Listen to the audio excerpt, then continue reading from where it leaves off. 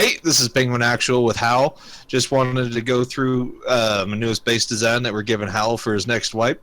So let's go on through and see what we're looking at. So inside the first airlock, we just have a nice little dump chest room. You never want to put any main loot inside one of these dump chests. It's just for quick grab and go type stuff. Little resources if you have to go out and do like base defense. It's okay to put a couple guns and some ammo in there, but you don't want to put anything too heavy in there because you probably will lose it over the course of the wipe. So this area here is going to be the second airlock. We also have 2 defensive turrets in here. I would recommend probably leaving these side doors open while you go out and go farming. So if you do get raided or if you do go offline and you get raided, it just adds one extra step for them to try and get into your base, because then they got to drain these out. Shotgun traps work just fine, but the flame turrets are much harder to drain out. They're very fuel efficient. So let's go ahead. And inside this door, we do have another turret that, when it is on, easily shoots down in this gap. It almost works with the just the trap door open, but it's pretty easy to drain if you just leave that open. Really nice though if you're online and you're getting raided, you can open up this door. We still have doors back here, so they're not going to have access. They're not going to be able to just run into your main loot room. So both these doors lead into the main loot room. It's more about just protection for this little airlock than anything else. But if we come inside, got plenty of space in here, so you can do this however you really want. I think this just works well for a small group or early wipe type servers. So you have boxes here, plenty of furnaces to smelt whatever you need to smelt. Tool cupboard in the center. This isn't a big base, so you don't really have to worry about stacking TCs, especially with the latest updates. It's not going to do you much good since most people can just build up the top of your base anyway. More boxes, another set of lockers, another set of refrigerator. So let's go ahead and go upstairs. So upstairs, as you can see, we've definitely got some roof stacking going on.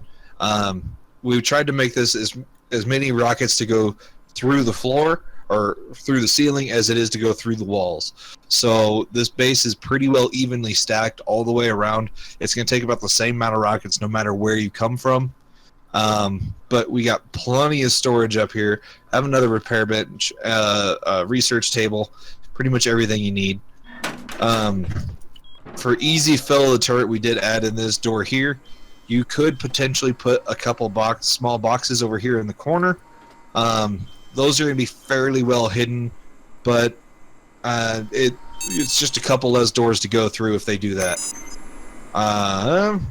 That's about it. We did put up some walls on this area to block it off, and the wall inside is honeycombed just to protect this area, because this is going to be a weaker point than the rest of the base, just because we had to leave this extra bit of room to climb up the ladder hatch. Other than that, that's about it. Try not to build your loot rooms in the same way I did. If you build them the same way, someone's going to watch the video, someone's going to see where your loot is, and they're just going to blow straight to it. So try and use just the general outline of the base, come up with some new ideas of your own. Alright, that's it for Penguin. I'm out.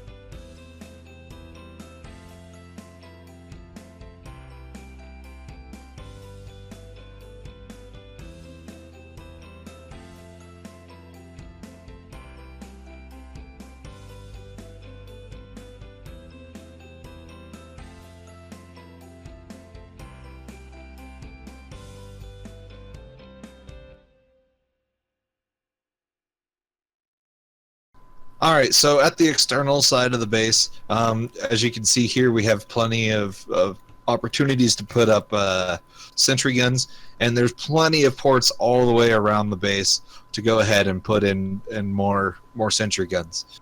Um, Over here on the right side of the base, we do have a second option built up here, so you can kind of see that there are a couple different ways to do the external layout of the base, just to get a little bit different feel. Hopefully they won't notice it's a base they've seen before.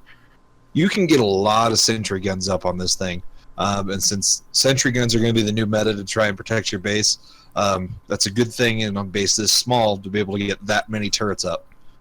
Other nice thing to notice is most people by now have seen that you can use signs as a way to help prevent against ladder attacks. They can still build up on the side of your base, but if they've just brought a set of ladders, they will have to work a little bit harder to get up, because they won't be able to build up anywhere these signs are at, or anywhere these roofs come up. They won't be able to jump up on top of the roof. Other than that, there's not too much else going on. The most important thing to remember when building this base is these external set of walls here that kind of give it its shape. You have to put the twig up first. Do not upgrade the walls until you actually have them built high enough. If you upgrade the walls first, you're not going to be able to build them up any higher. It clips into each other, and you can't put them up after they've been upgraded. So make sure to build it up all twig first on that inside area. Don't worry about your floors or your ceilings just yet. Just get those floors all the way up and then upgrade those as fast as you can. The base is pretty economical for the size that it is. I would expect this base to be used by 3 and 4 man groups, potentially 5 to 6, but that gets a little hectic. But 61,000 stone is approximately what you need. Twig cost, you're looking about 10,000 wood. So I would recommend having no less than 25 to 30k wood to start with, so you have plenty to make mistakes with and go to start with. Other than that, that's about it.